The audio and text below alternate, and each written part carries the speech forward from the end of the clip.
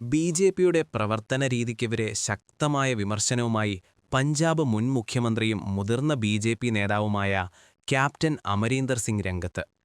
പാർട്ടിയിൽ കൂടിയാലോചനകൾ നടക്കുന്നില്ലെന്നും താഴേത്തട്ടിലുള്ള നേതാക്കളെ തീർത്തും അവഗണിക്കുകയാണെന്നും അദ്ദേഹം വാർത്താ ഏജൻസിയായ പി.ടി.ഐക്ക് നൽകിയ അഭിമുഖത്തിൽ തുറന്നടിച്ചു.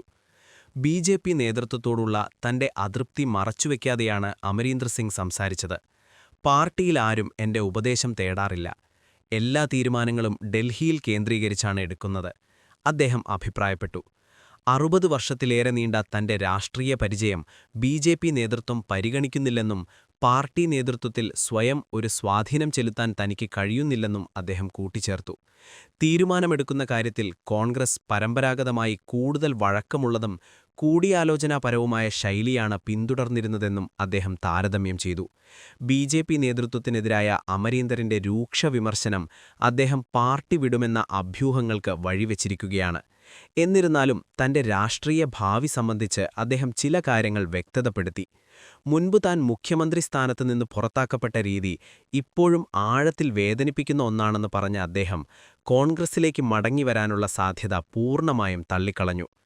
എന്നെ നിർബന്ധിച്ച് പുറത്താക്കിയ രീതി ഇപ്പോഴും എന്നെ വേദനിപ്പിക്കുന്നു. വീണ്ടും കോൺഗ്രസിൽ ചേരുന്നതിനെക്കുറിച്ച് ആലോചിക്കാൻ പോലും കഴിയില്ല, അദ്ദേഹം പറഞ്ഞു.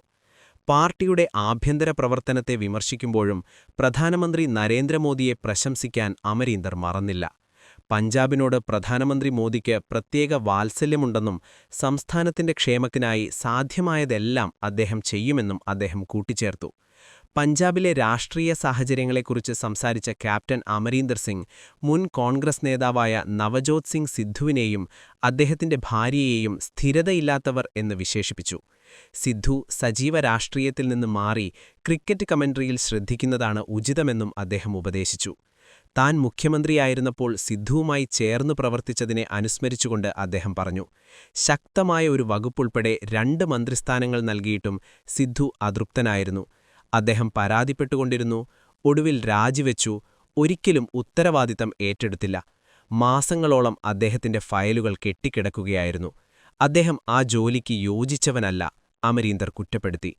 പഞ്ചാബിൽ ബി.ജെ.പിയുടെ രാഷ്ട്രീയ സാധ്യതകളെക്കുറിച്ചുള്ള കാഴ്ചപ്പാടുകളും മുൻ മുഖ്യമന്ത്രി പങ്കുവച്ചു. ശിരോമണി അകാലിദളുമായി സഖ്യമുണ്ടാക്കിയാൽ മാത്രമേ പഞ്ചാബിൽ ബി.ജെ.പിക്ക് സ്ഥാനം ശക്തിപ്പെടുത്താൻ കഴിയൂ. അത്തരമൊരു സഖ്യമില്ലാതെ പഞ്ചാബിൽ സ്വന്തമായി ഒരു അടിത്തറ വികസിപ്പിക്കാൻ ബി.ജെ.പിക്ക് ബുദ്ധിമുട്ടായിരിക്കും എന്നും അദ്ദേഹം അഭിപ്രായപ്പെട്ടു.